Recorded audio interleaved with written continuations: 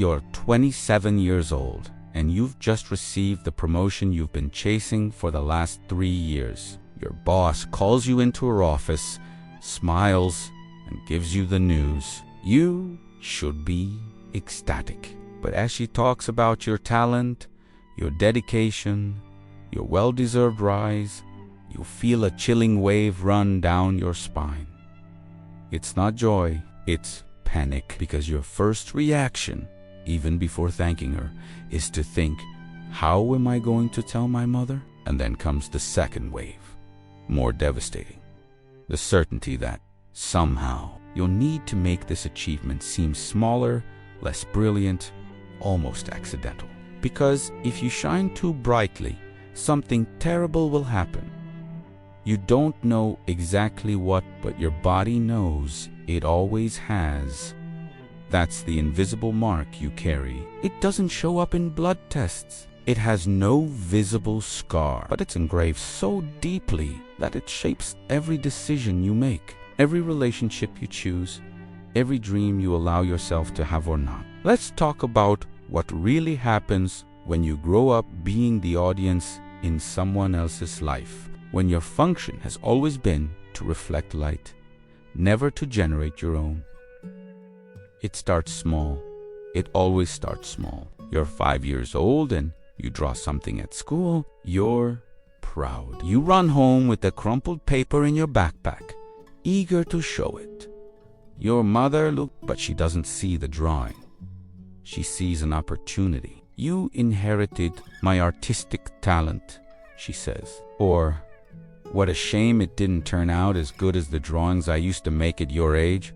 Or even, she doesn't even look properly because she's telling a story about herself. What do you learn in that moment? That your things are only valuable when they serve her.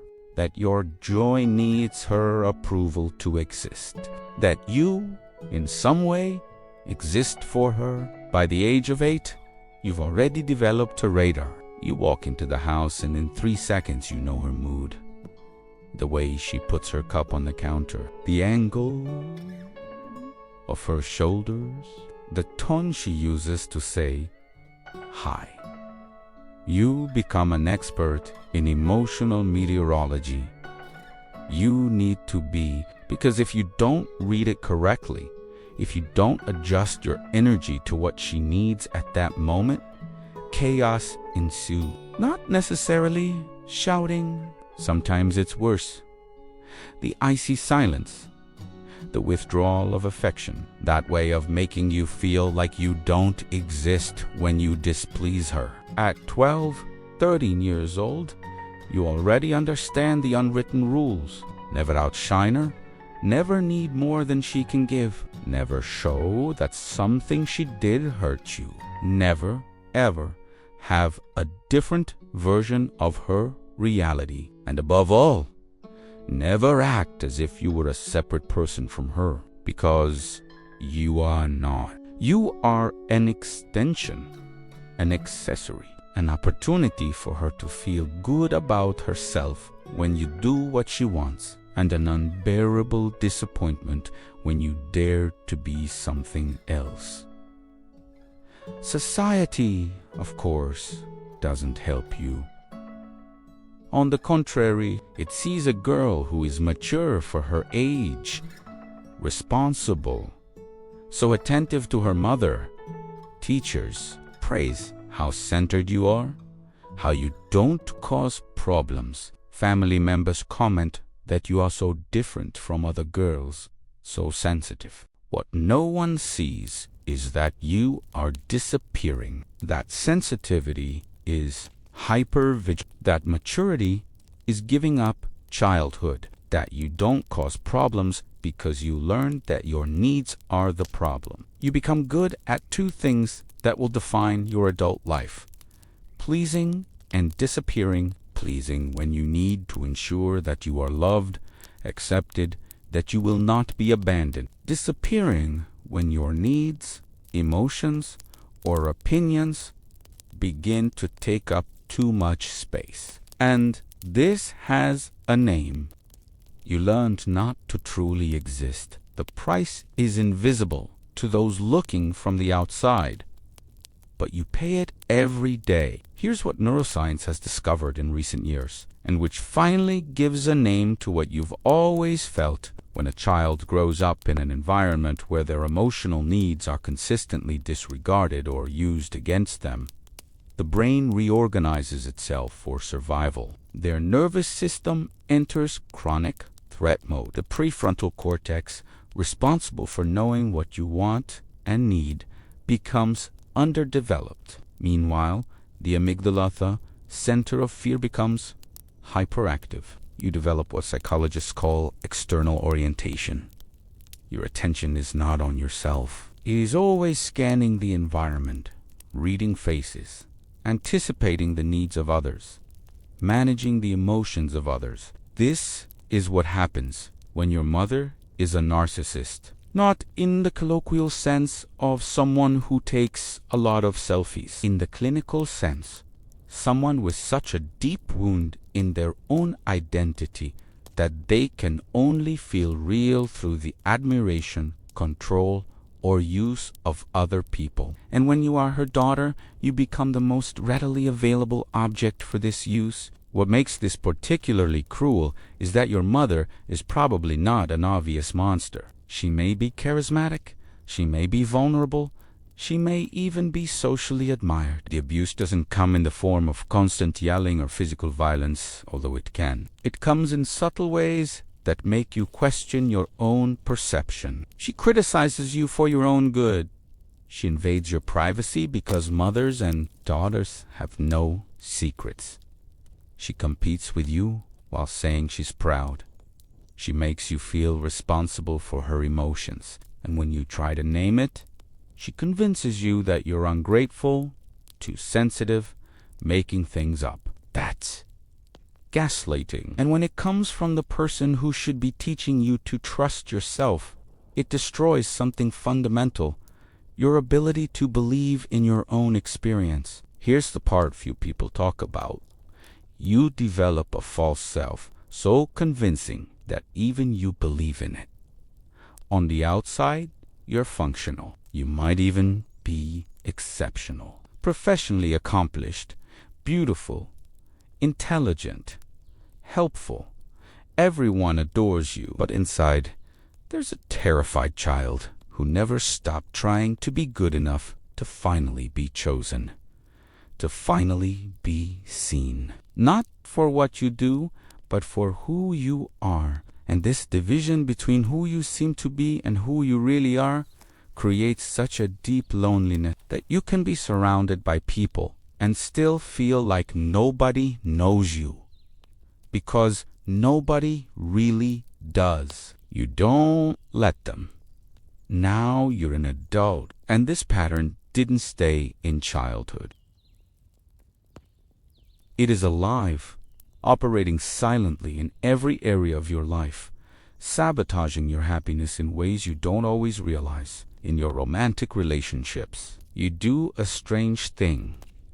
You choose emotionally unavailable people and spend years trying to transform them into people who choose you. You don't do this consciously, but there's something familiar about the challenge of loving someone who can't fully love you back. It's as if your psyche says, I know this game. If I try harder, if I'm better, if I never need anything, maybe this time I'll win.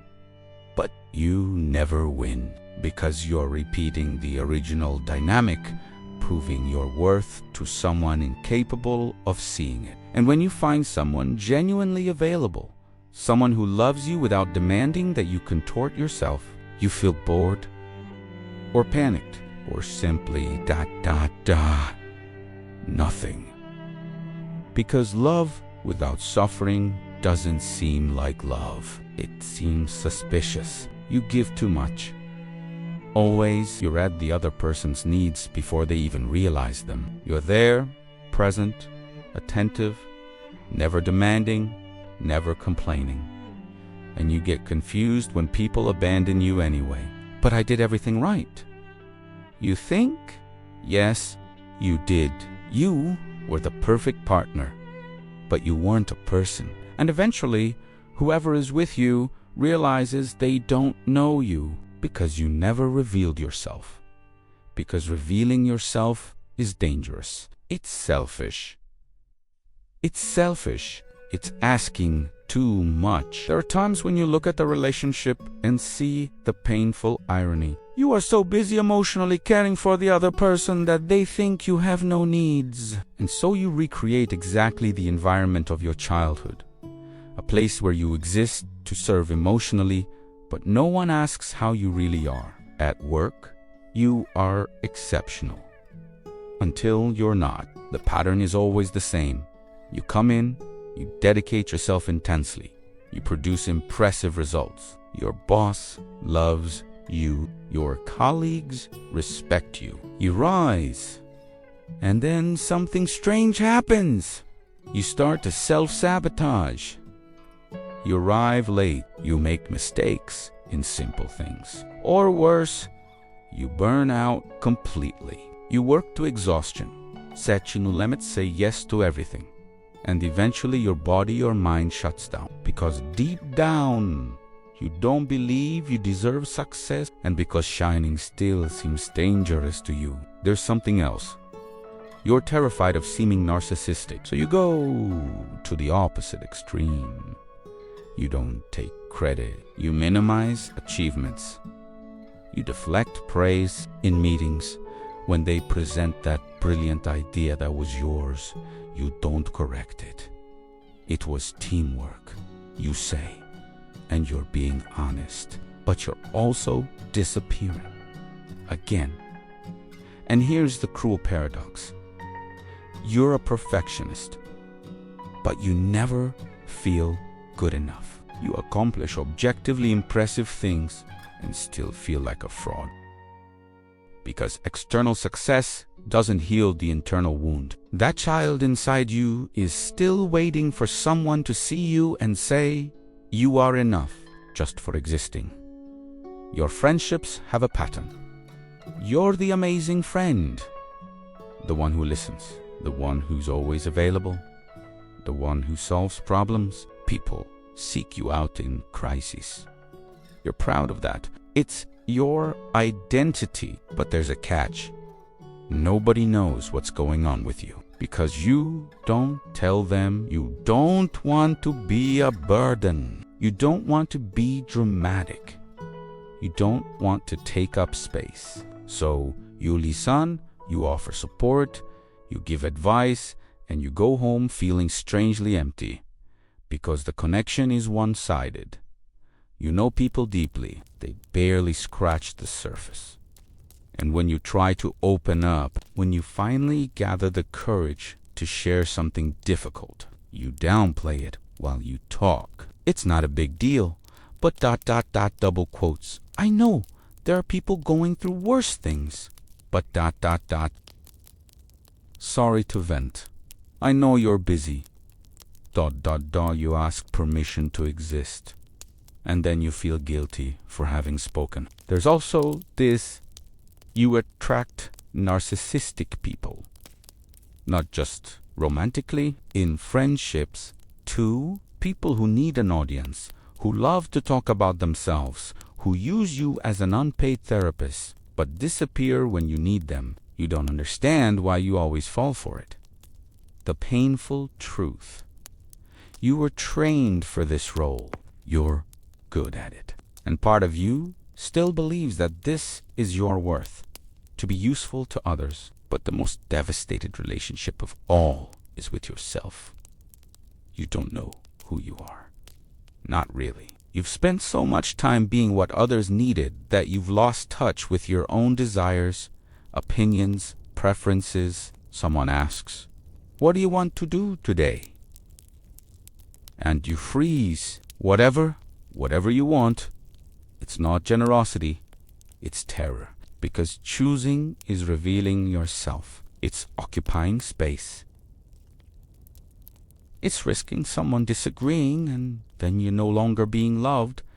You have a brutal inner critic. It sounds suspiciously like your mother. It tells you that you're selfish, for having needs, that you're exaggerating, that you should be grateful, that there's something fundamentally wrong with you, and you believe it, because that voice has decades of authority. There are times when you look in the mirror and don't recognize the person looking back. Not because you've changed physically, but because you don't know who that person is when they're not performing for anyone, when they're not being a daughter, partner, friend, employee. When it's just you, who are you? And here are the contradictions that tear you apart. You are hypersensitive to other people's emotions, but disconnected from your own. You give unconditional support, but don't believe you deserve to receive it. You're afraid of being narcissistic, but sacrifice yourself until you disappear. You want to be seen, but are terrified of being truly known. You achieve impressive things, but feel like a fraud. You're always available, but nobody really knows you. You're terrified of abandonment, so you abandon yourself first. You yearn for love, but sabotage it when it truly arrives. You fight against being controlled, but choose people who control you. You want to be enough, but can't believe you already are. Let me tell you something you've never admitted out loud, maybe not even to yourself. Deep down, you still believe that if you're good enough, your mother will finally wake up. She'll look at you with that look you've always wanted. The look that says, I see you, the person you really are. And I love you not for what you do for me, but for who you are. You imagine that moment, maybe on a birthday or during a crisis where you finally prove your worth. You imagine her saying, I was wrong. You were always enough. I'm sorry I didn't see it. And that moment will heal you. It will erase the pain. It will make the decades of loneliness, of writhing, of disappearing worthwhile. Finally, you'll be able to relax. Finally, you'll be able to be. That's your secret rescue fantasy. And I need to tell you something that will hurt. She won't come. That moment won't happen, not because you don't deserve it, but because she can't give what she doesn't have. Your mother is trapped in her own wound. She doesn't have the capacity for the kind of love you need. She never did. And waiting for it is like waiting for a blind person to describe the colors of a sunset. She simply can't. And here's the part that might make you cry. You've carried this alone for too long. The guilt that isn't yours. The shame of existing. The certainty that if you were simply different, calmer, less needy, more like what she wanted, everything would be different, but it wouldn't be. Because the problem was never you. You were a child. You needed love, validation, security. That didn't make you selfish. It made you human. And the fact that you didn't receive it doesn't mean you didn't deserve it. It means she couldn't give it. But here's the hardest and most liberating truth. No one is coming to save you. Not your mother. Not a perfect partner. Not a boss who finally recognizes you. Not a friend who reads your mind. The person who will rescue you is you. And I know you didn't want to hear that. I know you're tired. I know the last thing you want is another responsibility. But this is the truth that will set you free. Let's dismantle the lies you carry. Lie number 1. If I had been better, she would have loved me properly. No. If she had been healthy, she would have loved you properly. A mother's love is not something you earn. It's something you receive simply by existing. You didn't fail. She failed. And not because she's monstrous, but because she's wounded beyond her own capacity to love in a healthy way. Lie number 2. Having needs makes me selfish. No. Having needs makes you human. Suppressing needs makes you sick. The person who taught you that you were selfish for needing things? Was someone so consumed by their own needs that they had no room for yours? But that doesn't define selfishness. It defines narcissism. Lie number 3. If I change enough, people will finally choose me. You don't need to change to be chosen. You need to stop choosing people who can't choose you. The problem isn't that you're not enough. It's that you keep knocking on doors that will never open, while ignoring the ones that are already open. Lie number 4. I can't trust my perception. You can. Your instinct is right.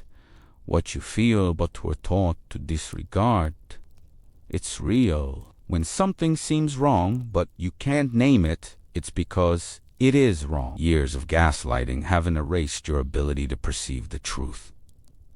They've only taught you to doubt it. Look, I know you've already tried to heal. You've read books, you've been to therapy.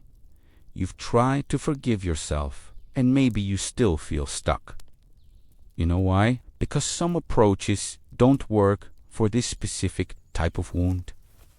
Toxic positivity doesn't work. Just get over it doesn't work. Forgive and forget definitely doesn't work. Carl Jung said something crucial. What you don't make conscious will direct your life, and you will call it fate. You can't think positively about a wound that lives in the nervous system. You need to feel it, witness it, validate it. Bessel van Dordkhout, who spent decades studying trauma, discovered that the body keeps the record. Your hypervigilance, your inability to relax, your tendency to self-sabotage when things are going well. These aren't character flaws. They are still active traumatic responses. And real healing involves re-regulating the nervous system, not just intellectually understanding what happened. Here's what truly heals. Witnessing your own story without minimizing it. Feeling the anger you never allowed yourself to feel, not as a destructive explosion, but as valuable information about violations that occurred. Mourning the childhood you didn't have. Deeply validating that what happened wasn't your fault. Learning to reparent yourself. Offering that inner child what it never received. And slowly building a new relationship with your needs, your boundaries, your anger, your right to fully exist.